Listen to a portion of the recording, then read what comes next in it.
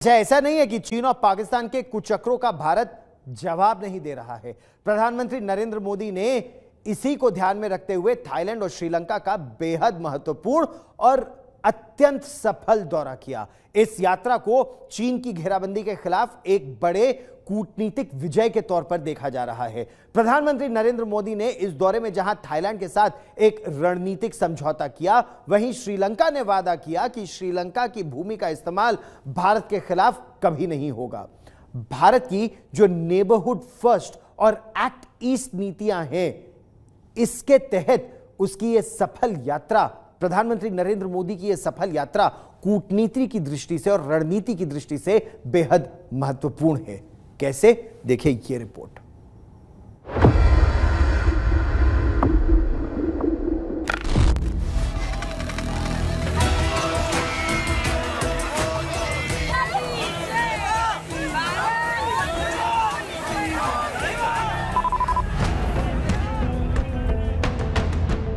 प्रधानमंत्री नरेंद्र मोदी के 4 दिन के दौरे पर चीन की भी नजर थी, क्योंकि इस दौरे में प्रधानमंत्री नरेंद्र मोदी ने थाईलैंड के साथ दोस्ती को रणनीतिक साझेदारी में बदला। इसी दौर में प्रधानमंत्री श्रीलंका पहुंचे, जहां फिर ये भरोसा मिला कि उसकी जमीन का इस्तेमाल भारत के खिलाफ नहीं होगा।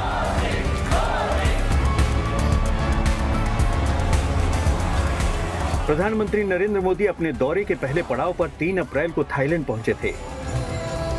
यहां प्रधानमंत्री शिनावात्रा के साथ मुलाकात के बाद उन्होंने ऐलान किया कि दोनों देशों ने अपने संबंधों को रणनीतिक साझेदारी के स्तर तक ऊंचा करने का फैसला किया है। हमने अपने संबंधों को स्ट्रेटेजिक पार्टनरशिप का रूप देने का निर्णय लिया है।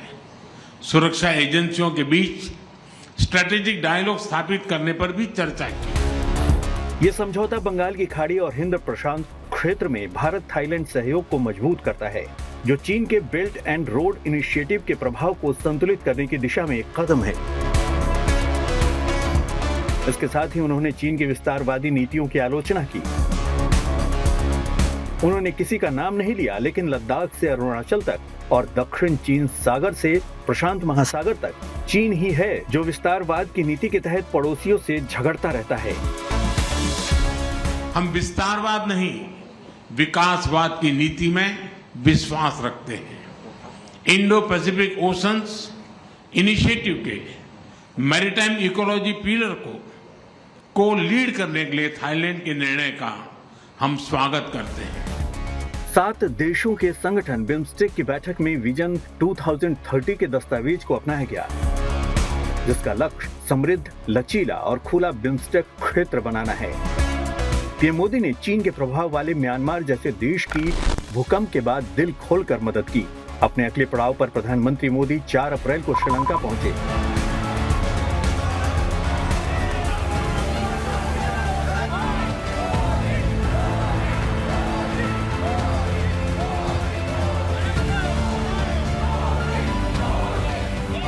यहाँ श्रीलंका के राष्ट्रपति अनुराग कुमारा दिसानायके के साथ मुलाकात में एक रक्षा सहयोग समझौता हुआ, जो भारत श्रीलंका सैन्य संबंधों में एक नया अध्याय शुरू करता है। इस दौरान राष्ट्रपति दिसानायके ने भरोसा दिया कि श्रीलंका की जमीन का इस्तेमाल भारत के खिलाफ नहीं होगा। In the already excellent defense cooperation between the two countries, I reaffirmed Sri Lanka's stance that it will not permit its territory to be used in any manner inimical to the security of India as well as towards regional stability. चूंकि श्रीलंका के पास चीन के जासूसी जहाज सक्रिय रहते हैं, लिहाजा ये समझौता और ये आश्वासन बहुत मायने रखते हैं। वहीं चीन जहां आर्थिक संकट के दौरान श्रीलंका को कर्ज जाल में फंसा रहा था, वहीं भारत ने एक अच्छे पड़ोसी और सच्चे दोस्त की तरह आर्थिक मदद की। लिहाजा थाईलैंड से लेकर श्रीलंका तक के प्रधानमंत्री मोदी के इस दौरे को चीन के खिलाफ एक बड़े रणनीतिक कदम के तौर पर देखा जा रहा है।